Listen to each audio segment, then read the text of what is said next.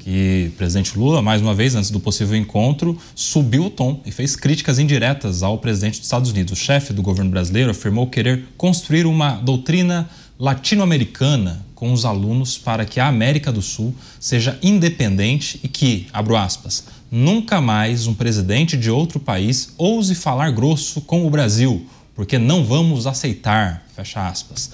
Lula completou afirmando não se tratar de uma questão de coragem, mas de dignidade e caráter. Cristiano Beraldo. Doutrinação, essa é uma palavra que a esquerda adora, porque como ela não tem bons exemplos para mostrar, digamos assim, então ela precisa de doutrinação nas escolas para fazer a lavagem cerebral necessária para que se mantenha uma base de apoio absolutamente cega, alheia à realidade dos fatos. É curioso um presidente se manifestar dessa forma, porque você não vai exercer nunca, pode ser, pode usar a estratégia que você quiser, você não tem como conter um outro presidente de dizer aquilo que ele pensa. O presidente dos Estados Unidos, seja Donald Trump, seja lá quem for, vai expressar, quando achar conveniente, qual é a sua opinião sobre o Brasil. E não há nada que o presidente brasileiro possa fazer quanto a isso. O problema é que esse tom de bravata, ele não combina com a realidade brasileira. Nós não vamos admitir. E se fizer, vai reagir como? Vai fazer o quê? Olha para as Forças Armadas brasileiras, no que elas foram transformadas. Forças Armadas que não recebem investimento, que não têm condições de cuidar das nossas fronteiras, que não têm sequer o treinamento adequado para formar as forças de elite que um país como o Brasil precisa. Nós temos imensas fronteiras por água, temos imensas fronteiras por terra, com 10 diferentes países, e mesmo assim o Brasil continua vendo as suas fronteiras como uma peneira por onde passa mais da metade do cigarro consumido pelo país, uma exportação gigantesca de cocaína que sequer é produzida no Brasil, ou seja, cruza as nossas fronteiras de um lado, vai até o outro lado do país por caminhões, aviões, seja lá como for, e sai de navio para a Europa e para os Estados Unidos. Então o Brasil é uma piada. Fazem do Brasil o que bem entendem e o Brasil não consegue encontrar instrumentos para reagir. É só a gente observar a incompetência, a incapacidade do governo brasileiro de atuar de forma incisiva e definitiva contra o crime organizado. O governo brasileiro está fazendo o oposto. Está aí aplaudindo o fato de termos um número vexatório de criminosos presos em flagrantes que são liberados na audiência de custódia. Nós estamos diante de um país cuja soberania interna não é respeitada, onde a cada dia aumenta o espaço territorial brasileiro, que é dominado por um poder absoluto paralelo, onde não vale a Constituição, onde não valem as leis, onde a polícia não entra, e ali vigora a lei do crime. Todo mundo sabe, mas essas áreas não se reduzem, ao contrário, elas aumentam. Então, Caniato, não se pode levar a sério esse tipo de manifestação. É simplesmente um discurso para desavisados, para esse público que foi doutrinado, ou foi doutrinado nas escolas, ou foi doutrinado por um chequinho do Bolsa Família, que é um sistema onde as pessoas criam uma dependência eterna de uma esmola do governo, ao invés de termos um governo que prepara e estimula as pessoas para progredirem, para quererem mais, para avançarem, melhorar de vida, não. Então, com essa cultura da esmola e da doutrinação, realmente o presidente pode falar o que ele bem entender, que ninguém está ligando. Roberto Mota, um outro termo, aí, uma outra questão que chama atenção nessa frase do presidente Lula é ele utilizar a América Latina, né? Ele não está falando ali em proteger o Brasil, o país, mas tem essa visão um pouco ampliada aqui para os vizinhos, os irmãos, enfim. E muitas pessoas que negam, né, um plano aqui envolvendo os países vizinhos, a América Latina, uma união de interesses e ideologias regional. Como é que você vê essa manifestação do presidente Lula ultrapassando as barreiras e falando também nos vizinhos? Olha, James Monroe foi o 5º presidente americano e ele criou a doutrina Monroe, que muita gente não conhece, mas essa doutrina é de conhecimento público. Ela diz o seguinte: América para os americanos. Traduzindo, os Estados Unidos não aceitam a interferência europeia na América, inclusive na América Latina. Os Estados Unidos tiveram, por exemplo, um papel fundamental na conquista da independência por Cuba, através da guerra contra a Espanha. Foi por causa dos Estados Unidos que Cuba conseguiu finalmente conquistar a sua independência. Depois, o presidente Theodore Roosevelt criou o Corolário Roosevelt. É uma adição à doutrina Monroe. Esse corolário, uma palavra difícil, corolário, confirmou o direito dos Estados Unidos de intervir nos países latino-americanos para manter a estabilidade e impedir a interferência europeia. Para quem não tem essa informação, os Estados Unidos já realizaram mais de 100 intervenções militares, políticas ou econômicas nos países da América do Sul e da América Central desde o século XIX. A novidade nesse assunto é absolutamente nenhuma. É como disse George Santayana: aqueles que não conhecem a história estão condenados a repeti-la. Em 1 minuto e meio, Luiz Felipe Dávila, quero a sua opinião também, levando em consideração essa intenção do presidente se relacionar aqui com os vizinhos todos e propagar sua ideologia, não só para o território brasileiro, mas também aqui em termos de América Latina. Coba, o Brasil perdeu completamente a relevância, inclusive na América Latina. Aliás, quando o presidente do Brasil tenta falar em nome da América Latina, ele toma uma chacoalhada, por exemplo, do presidente da Argentina, até mesmo do presidente do Chile, que é de esquerda, já tomou dura. Tomou dura do presidente do Paraguai. É um festival de tomadura, porque as pessoas entendem que o Brasil hoje em dia é absolutamente irrelevante e não fala nem mais em termos de grande liderança da América Latina. Agora, o Mota trouxe muito bem essa história da teoria Monroe e do corolário do Roosevelt pelo seguinte: isso aconteceu justamente quando os navios ingleses vieram cobrar uma dívida da Venezuela e os americanos falaram: agora não, acabou essa história aqui, botou todo mundo para fora e falou: quem manda na América são os americanos. Mas como os Estados Unidos abandonaram a América Latina nos últimos 40 anos, Mota, parece que eles não viram que a América Latina foi tomada pelos chineses. E hoje, os Estados Unidos estão no banco de passageiro.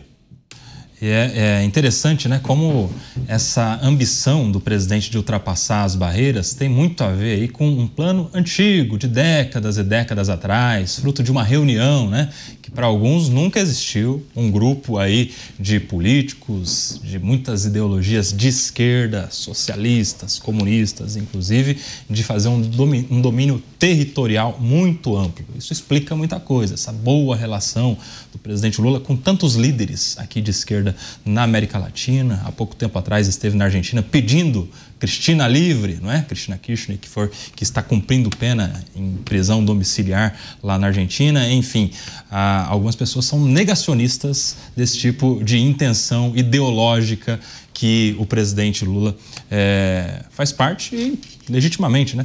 Num país livre, as pessoas podem ter esse tipo de ideologia. Cabe a quem nos assiste aqui concordar ou não.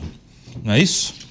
Agora são 18 horas e 57 minutos. Eu quero agradecer demais a sua audiência que nos acompanhou pela nossa rede. Você fica agora com a sua programação local. Por aqui seguimos na TV Jovem Pan News e nas demais plataformas, seguindo falando a respeito da grande expectativa do encontro do presidente Lula com Donald Trump, que pode acontecer lá na Malásia, no encontro da Associação dos Países do Sudeste Asiático, todas as falas que agora o presidente Lula tem dirigido ao presidente americano. Lá atrás, o presidente fazia suas duras críticas, depois pintou um clima, esse clima todo foi sendo alimentado até a última semana, quando aconteceu o encontro entre Marco Rubio, o secretário de Estado norte-americano, e o chanceler brasileiro Mauro Vieira, e agora o presidente voltou a, de alguma maneira, fazer as suas críticas ao presidente americano, e os nossos comentaristas estão aqui avaliando todo esse cenário. Ô Cristiano Beraldo, vamos pensar um pouco mais na frente, vamos pensar numa possibilidade de um acordo. O que pode estar na mesa de negociação entre Lula e Trump? Bom, vamos lá. O que deveria estar, né? O que deveria estar é a situação que o Brasil enfrenta hoje, onde determinados setores passam por dificuldade muito grande em razão da aplicação de tarifas pelos Estados Unidos que inviabilizaram os setores. Há empresas fechadas, inclusive, porque tem a sua estratégia toda de produção focada no mercado norte-americano. Por outro lado, o Brasil pode enxergar nos Estados Unidos um parceiro preferencial no investimento de infraestrutura que a China quer fazer no Brasil. Porque os Estados Unidos, eles estão aqui, primeiro, é o maior player do mundo. Segundo, estão muito mais próximos do Brasil do que a China. O brasileiro, em geral, as empresas, a população brasileira, em geral, tem muito mais conexão com os Estados Unidos, seja pelas coisas que consome, né, pelos hábitos de consumo que desenvolveu, os filmes que assiste, a questão cultural das músicas, etc., do que com os chineses, né? Só a gente vê quantas pessoas no Brasil falam inglês e quantas pessoas no Brasil falam chinês. Aí você poderia construir com os Estados Unidos parceria para trazer investimentos ao Brasil para aquilo que o Brasil precisa. E convenhamos, Kobayashi, o Brasil precisa de muita coisa. Do ponto de vista de infraestrutura, que é um motor de desenvolvimento, você precisa refazer todas as estradas federais, você precisa refazer boa parte dos aeroportos brasileiros, você precisa refazer boa parte dos portos brasileiros, você precisa ampliar e muito a capacidade de navegação dos rios brasileiros. Você tem que investir pesadamente nas ferrovias brasileiras, inclusive para fazer integração regional. É insano que não haja uma integração muito maior do Brasil com os seus vizinhos do que temos hoje. Nós temos 10 países com os quais fazemos fronteira que falam espanhol. Nós não temos uma escola formando os alunos brasileiros com a fluência no idioma espanhol, como tem português, que seria o natural, que é o que a gente vê na Europa. Mas o Brasil vive essa ilha, né? Ele se acha autossuficiente, isso é uma questão histórica, não é só desse governo, mas a integração regional é urgente e fundamental para o nosso fortalecimento econômico.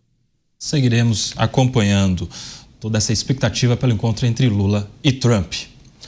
Agora, 19 horas, você que estava no nosso intervalo da rede está de volta. Estamos aqui analisando toda a expectativa para o encontro entre Lula e Trump, possível encontro que pode acontecer na Malásia, no encontro da Associação dos Países do Sudeste Asiático. Estamos aqui avaliando se essas últimas falas do presidente Lula podem atrapalhar ou não essa negociação. Eu já quero jogar essa pergunta aqui para o Roberto Mota.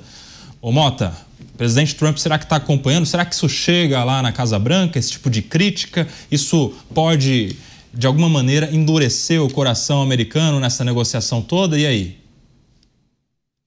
Uma pergunta difícil, Koba. Meu primeiro impulso é dizer que nada disso tem qualquer influência, porque todas as informações que o governo norte-americano precisa ter para conduzir essa negociação, ele já tem, porque o governo americano tem as melhores agências de informação do planeta. E eu acho que, para azar do atual governo brasileiro, o governo americano também tem Marco Rubio. Marco Rubio é o primeiro secretário de Estado de descendência latino-americana, os pais dele são cubanos.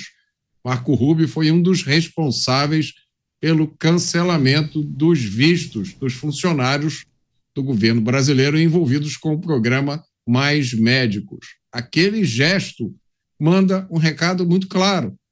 o programa Mais Médicos não está na pauta de negociações atual. Ele não é um fato recente, mas ele está registrado na memória do governo norte-americano. Um aspecto dessa negociação, que é muito importante e que frequentemente é deixado de fora, é o fato de que Donald Trump, enquanto estava fora do poder, depois do seu primeiro mandato, foi alvo de uma guerra judicial. Donald Trump foi o primeiro presidente ou ex-presidente americano a ser indiciado criminalmente.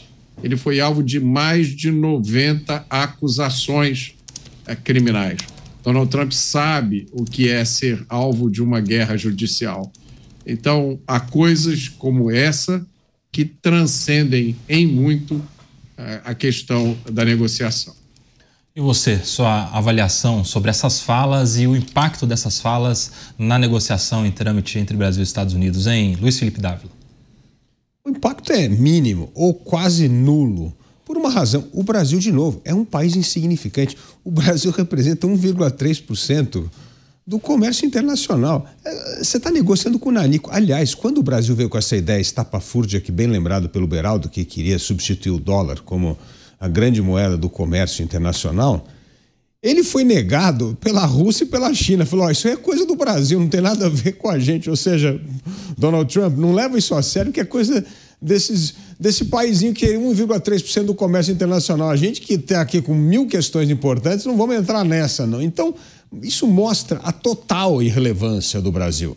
Agora, o Brasil poderia, se fizesse a lição de casa, aproveitar a tal química com Donald Trump para avançar negociações em áreas fundamentais para o Brasil. Por exemplo, o Brasil é um dos países mais atrasados tecnologicamente. E por quê? O Koba é moço, né? Mas nós aqui na bancada lembramos, porque tinha uma lei da informática. O Brasil criou reserva de mercado para a informática, achando que aqui o Estado ia criar os melhores programas, tecnologia. E é óbvio que isso provocou um enorme atraso tecnológico no Brasil, que impactou severamente a nossa competitividade, a nossa produtividade.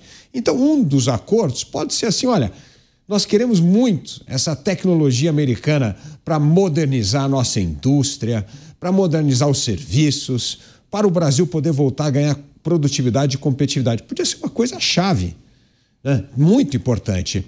Os Estados Unidos, por sua vez, vão querer negociar o tais dos minerais raros, algo fundamental para a sua indústria de defesa e principalmente para a tecnologia.